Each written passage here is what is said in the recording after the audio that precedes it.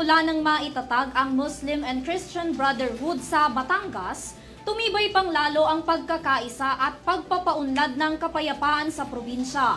Kaya naman ngayong anibersaryo ng nabuong samahan sa pagitan ng magkaibang relihiyon, ngunit may iisang adhikain na mapagbuklod ang lahat ng mga Pilipino, may resolusyon na ipinasa ang probinsya para sa ating mga kapatid na Muslim. Tunghayan yan sa aking report. Bilang bahagi ng pagsusulong sa kapayapaan at patuloy na pagkakaisa sa pagitan ng mga Kristiyano at mga kapatid nating Muslim dito sa Batangas, partikular na sa Lipa, dalawang resolusyon ang ipinasa ng Sangguniang Panlalawigan ng Batangas na kumikilala sa Muslim community. Kasabayan ng 8th-year Sultanate Anniversary ng Muslim-Christian Friendship Day. Ang Resolution 1308 at 1309 na iprinisenta mismo ni Batangas Vice Governor Antonio Mark Leviste II kasama ang mga board member ng probinsya, layon nitong kilalanin ang pagdiriwang ng 8th-year Sultanate of Batangas Anniversary and Muslim-Christian Friendship Day at nagtatakda sa buwan ng Setyembre kada taon bilang Muslim and Christian Brotherhood Month.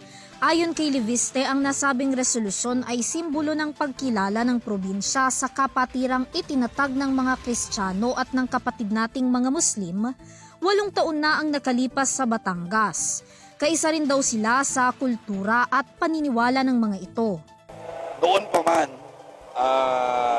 malalim na po ang impluensya ng ating mga kapatid na Muslim sa lahing Batanggenyo.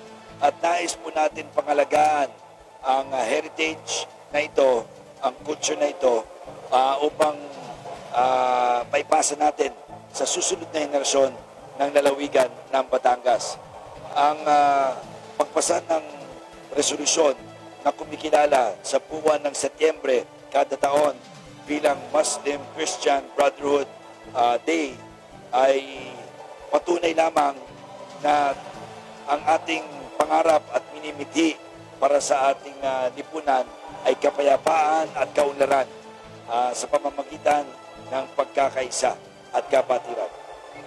Kinikilala po natin ang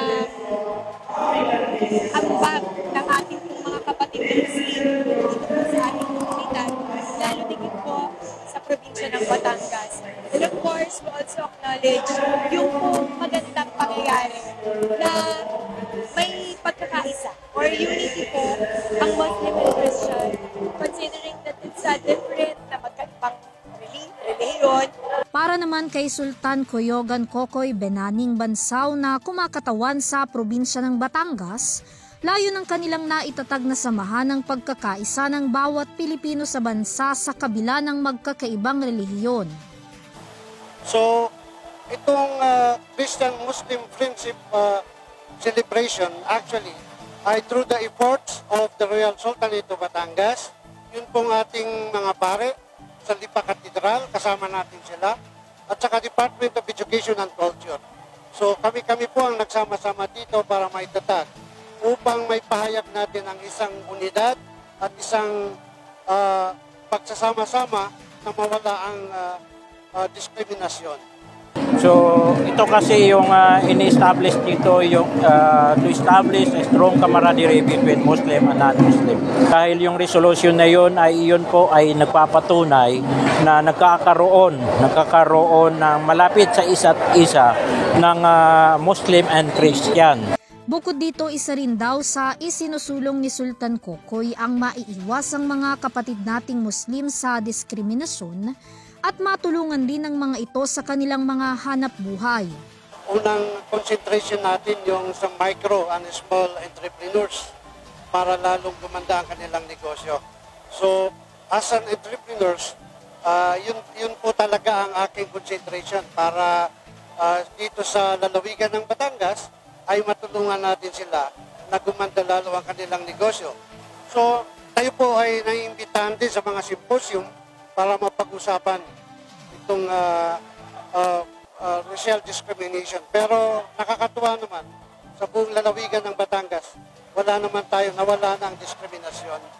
Bilang isa rin sa mga panauhing pandangal sa nasabing selebrasyon, Nagbigay din ng kasiguraduhan si Police Captain Miko Arellano pagdating sa proteksyon ng Muslim community, hindi lang sa Batangas o Mindanao kundi sa buong bansa sa pamamagitan ng buong puwersa ng Philippine National Police o PNP.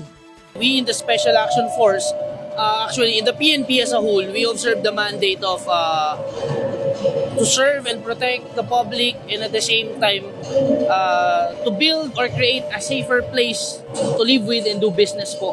Hindi lang po sa ating mga kapwa Kristiyano at syempre para rin po sa ating mga kapatid na Muslim. Samantala, sinaksihan ng iba't ibang mga sektor sa Batangas ang programang isinagawa upang gunitain ang 8th-year anniversary ng Muslim and Christian Friendship Day, kung saan ilang Muslim community ang nagtanghal at ipinakita ang kanilang mga talento.